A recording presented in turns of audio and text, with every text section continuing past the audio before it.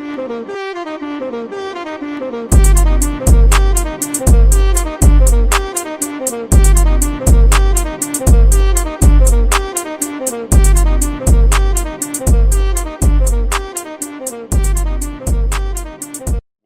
to the HonorCast. This will be a weekly show where we will be going through the team's thoughts on the CL season, the Canada Division, basically the North American League in general.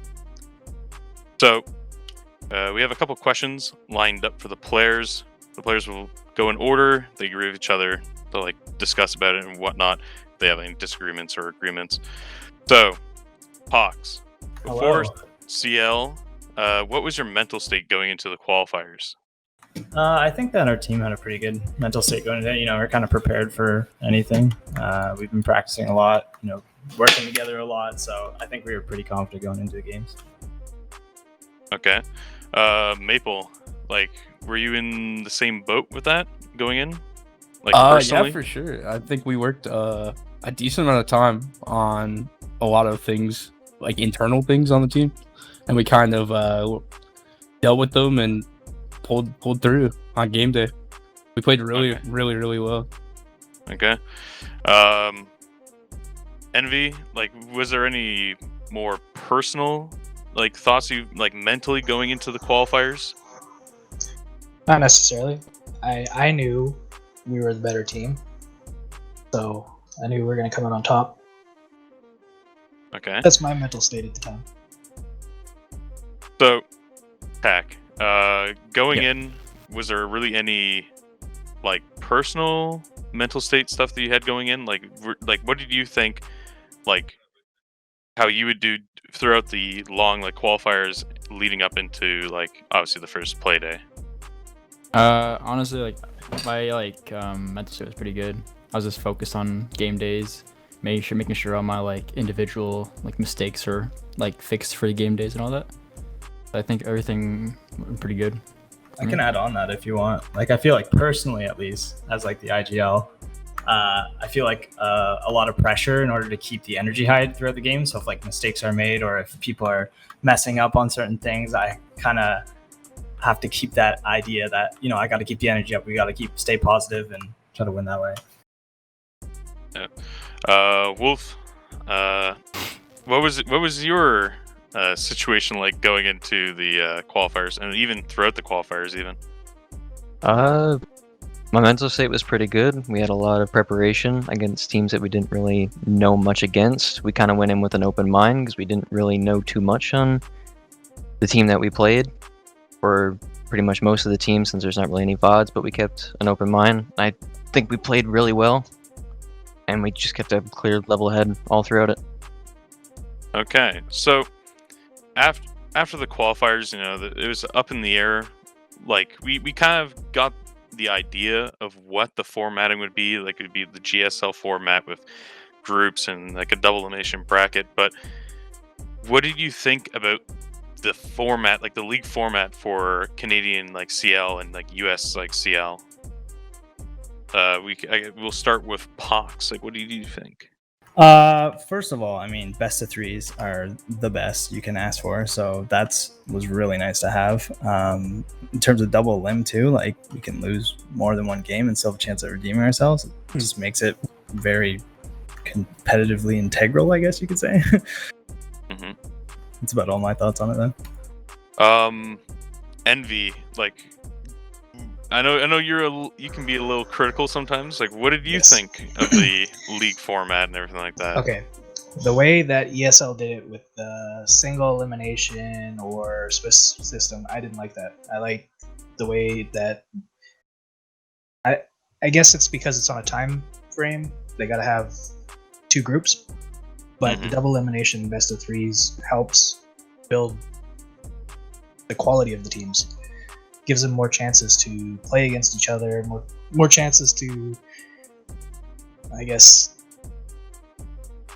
fix mistakes they made during previous maps or in the series. And also, it lets everybody know who the clear winner is, because you gotta win multiple maps, multiple games Even if you lose the first game, there's still a chance of going through again and playing the people that you lost against and taking that back. Yeah, those are some really good points. Like, I agree. I agree a lot with you on that one. Maple, what was your idea of the league format and everything like that going into the current stage? The league format's really cool. I enjoy it because, like others have said, you get that like lower bracket kind of second chance in case you don't have the best day or series, and like having a best of 3 for each match is really cool. For the same kind of reason. Then maybe we can make up for throwing the games too. Yeah, there you go. Yeah, Nice. that's about it. Yeah. So, Pack, obviously, like with obviously how the formatting was going, right? Like, it was hard to know like who we were gonna go up against and stuff like that. Like, what did you think about the teams that got into the stage so far? I think most of the teams you've heard of, or at least I have, and I don't know much about like the rosters and all that. So we didn't have much like I guess like stuff to review on them. So when we went into our first like match, it was like kind of going in blind. So the first map was definitely I was testing the waters out. But I think other said right. Okay. Wolf, obviously someone who has some Canadian Nationals experience, stuff like that.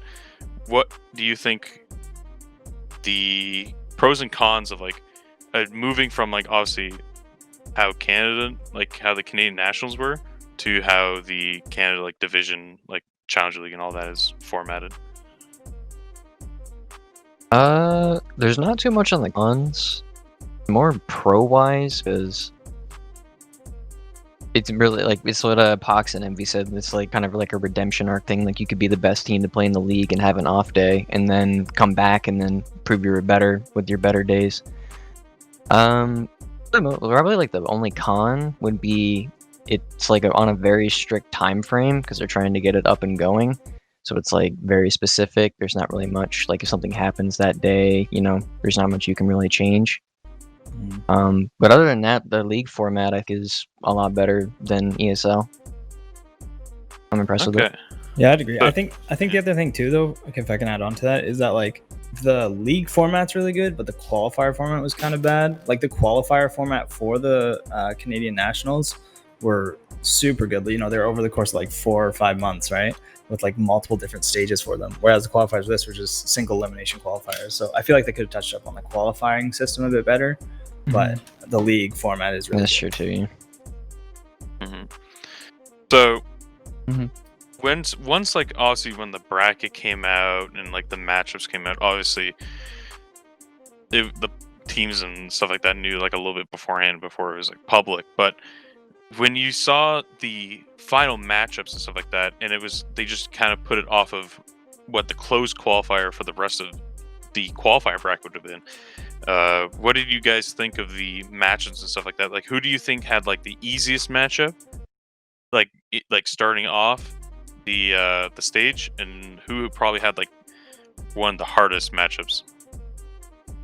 That's a good question. We'll start with you, Envy, if you want to. Oh yeah, I can go. I think the easiest matchup was Team Oblivions versus Zakara. Oblivion got.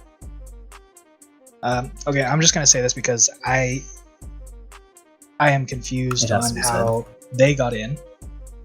So they were. I think we all are. They were 2-0'd by Valors in the qualifiers, and they ended up getting in. I don't know why they got in. I don't know what happened to the other two teams, but they were let in. They're unknown. I don't think I've ever seen them in any kind of competition, but Team Oblivion I have, and that one was.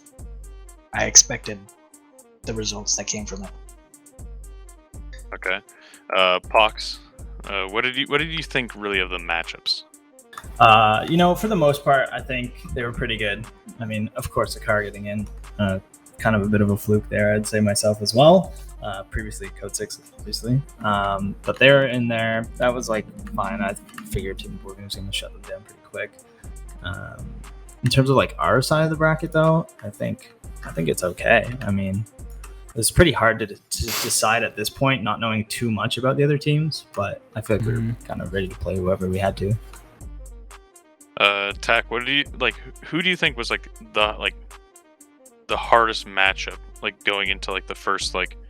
Because we've been talking about like how like obviously the Oblivion matchup on the in Group A was like more so the easiest one. But who do you think had like the hardest matchup going into stage? Lady 1. Yeah. The hardest. Yeah. I'm not quite sure. I didn't really look much of the other games, to be honest. The hardest, I'm not quite sure. I don't know if anyone has a better. Probably the Valors game, in my opinion. Probably the Valors PDHM and Valors, PDHM gaming. Yeah, that game was kind of like two the probably up there teams playing each other in the first round, Or Ocean, which is like unfortunate. Yeah, the Oceanus Lake Cornet one was pretty. that one too. They were both kind of on that scale. They both went to 3 maps. They were pretty close. Yeah, I think Les Cornets and Oceanus were the hardest one, just because like one map went max overtime, while the Valors and one was kind of it was like more dominant, like PDHM 174 first map, then it was 2-7 in Oregon, then Consulate was 7-3. But Les Cornets and Oceanus, it was more like rough in the beginning. So I think that might have been a harder game. Okay. Oceanus definitely asserted dominance in their last map. Yeah. So what did you guys think of like your matchup versus Axios, and what did you think like going in like what did you think of like Axios going in? Did you think like they were gonna put up like as good as a fight as they did, or? Can I answer this one? Yeah, you can answer this one. Yeah, Fox. I have a very strong opinion on this. Okay, so anyway, we were expecting like a really terrible team. Like we were expecting a really bad team because that's all we heard about them was that they're really bad, freebies, whatever. And then they came out and they actually played surprisingly really well as a team. Like we didn't expect like the coordination and like the strats, and they were like way more than we just expected right off the bat, I think. So they came out and honestly it was a bit of a surprise. They won the first couple of rounds, I think, on theme park, and then props to them. Like that was good. But not the gunners they needed, I guess, at that time. Yeah, going into it blind was kind of tricky because we knew nothing about like who was on the roster and all that, or like there wasn't anything to watch back and see how they played and if they're an aggressive team, if they're a passive team. But honestly, when we played them, like they were, like played really well as a team. Yeah, we also went in there like playing our A game as well. Like they were extremely tricky team. Like Fox said, they played really coordinated, and I feel like we adapted that really well, and we just brought it home at the end of the day. That's what we get for being good at adapting. Yeah, I mean, their attacks were what lost them their games or the maps, because their execution was not as good as their entry or their defenses. Play to their weaknesses, I guess. Yeah. So, like on topic with like, like some like teams like having like some problems and stuff like that. I'm pretty sure you've all either seen or heard what a lot of teams have been having an issue with, which is the new cosmetic rules. Now, there's certain people like Nix who really mess things up for their team. Oh, no. But what do you guys think of all these players and all these teams messing up what seems to be the easiest rule to follow? Fucking, it's brainless, bro. It's so brainless. It's one of those things where you gotta before anything starts, like you read the damn rules, dude, and like as soon as that drops, you're like, all right, I'm gonna be playing in this league. I need to go through and change all my stuff right now. Like I don't care if you have ranked, if you got yada yada yada. Like just change it and leave it. Everybody knew for at least a week what cosmetics were not allowed. Yeah. And it does not take a week to change your skins or your uniforms and headgear And like Nyx's issue was his cloud save was a previous one, which I get. You can't control that. That was a hardware problem. But when he had that first rehost and didn't change the other skins that he needed to change, knowing what ops he plays, that's on him. But I think the cosmetic thing's a good thing. Like, some of the skins are pay to win. You don't need that shit in comp. For us, at least, we just changed them. Like all of us, we just changed them as soon as the rulebook came out. Like we all changed our skins to defaults or pro league sets, and that's it. It really took like 10 minutes, not even. Yeah, and I even went back and checked before too. Like, it's not difficult. That's what you should do. Ranked is not as important as a competition where you're playing for money and a spot in PL or a spot at a major. But Mirror Elite is banging. I'm not gonna lie. Petition to get most of the elites unbanned. It's probably No, be fuck the picking up soon. elites, bro. I think default uniforms are beautiful. I mean, I wish that it helps with the Sledge competitive had integrity. The one thing I would like Ubisoft to do is make team skins universal instead of doing it for certain I agree. operators. Yeah, that'd be really cool. I wish you could also even pick your MVP screens or pick the card separate from your actual operator, so that way you can even use like the elite card and like it shows up as the elite one, even if you're not like even if you don't have the skin equipped, right? That'd be nice. That way you kind of can still use some of the things and like still like show off different stuff. More flexible customization. So obviously Playday 1 is over, and a lot of the results came in for like the other Challenger League games, not just like obviously the Canadian ones, but also the US ones. Was there any like standout games where like you guys were just surprised by the results at all? I was for sure. Yeah. What game were you surprised with? Polar Ace versus Rent Free, and also the Last Dance 2-0ing Beast Coast, because that's 4 teams that are really good, and you wouldn't expect Last Dance, even though there's a lot of talent on the team, to 2-0 a team that also has a lot of talent. And then Polar Ace is all like their Xbox switchers. They're recent to PC, and then they 2-0 a team of like veterans, basically. Mm-hmm. The scoreline for the Last Dance games too was like not very close. It was like 7-5, 7-4. So like it was kind of surprising that it was like no OT, like not really a close match. I mean, 7-5 is pretty close, but I think we were all surprised also by the Valor's game that PDHM took them out. Yeah, you definitely got to give credit to Polar Ace though, because I've known all of them since Xbox and I've played with them, like even on PC. Like they are good and they adapted pretty quick on PC. You can kind of mistake them almost as if they've been here longer just by like the way they play. So it was more. I wasn't surprised. I was more surprised in the Last Dance. I think that one was more surprising than the Polar Ace game. I think there was a lot of people surprised by that on Twitter too. Twitter blew up. Nice to watch the games. They need more exposure for CL teams because there's a lot of good teams. It's a lot of good content too. They're just missing out on. It is, yeah. Just like a quick question, just like came off like top of my head. Like, who do you guys think would be like a perfect fit to like do like community casting for like CL? Whether that be for like the US side and like the Canada side, like it doesn't matter. I think I don't know how Sternab's doing with his team. I don't know if he's too busy to do cast, but there's a lot of community casters that are actually really good at it, and they could cast the CL games. Mm-hmm. Yeah, you have people like Sternab and Jacob Calber, Loaf, Crow, Gazman. Yeah, there's a bunch of like community casters. NEAU Gold. People have been casting in the T3 scene for quite a while that are all pretty good fits. Yeah, even Cookies could cast. Yeah, he's a good Cookies caster too. Yeah, he did well last CL season. So just to end things off, we'll have like one last question, and that is going into next Playday, so like next Friday. What do you think about PDHM? And what do you also think about, like within like your own group? Like, what do you think about Valor's versus Axios.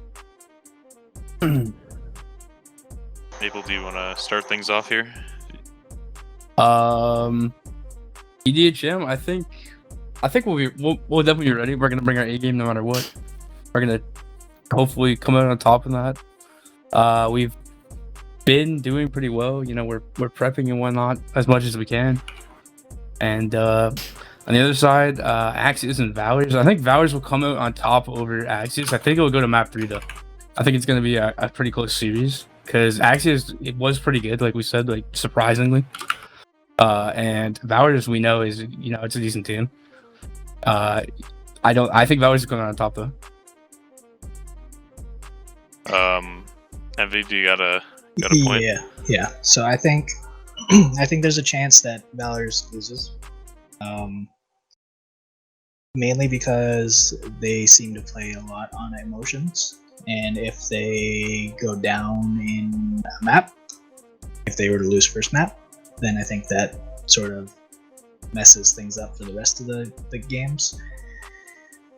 But for us, Play Day 2, PDHM, we have an idea how they play, and it's something we've prepped for. Yeah. Back to our gaming. I think that we are ready for PDHM. I mean, we don't know a whole lot about them. We know they have a couple like really star players that are really important to their lineups. So I feel like if we take out, you know, the top 1 or 2 guys that are getting all the frags and getting all the kills, then we have like a pretty strong chance of winning. Okay. Tack, Wolves, either of you, do you guys have any thoughts going into like the PDHM match, stuff like that? I'm probably just on par with what Pox and Envy said. They pretty much said everything that I was exactly gonna say. They said I think Valors is definitely fueled by their emotions, so depending on how it goes really determines where their kind of path goes. And yeah, as for PDHM, we do have had prep against a team that we suspect them to play like, so we definitely have prep if they do play like how we think they do. So yeah, I think we're going into Play Day 2 pretty confident. Okay. Well, thank you guys for, you know, obviously agreeing to come on and do this. It was good to have your guys' thoughts and get a look into your guys' minds and everything leading into obviously the next week. We'll be back next week around probably the same time. We'll have similar questions, more so directed towards obviously more recent events and stuff like that, if anything happens within the Rainbow Six scene. But thank you all for watching or listening, and we'll see you next week.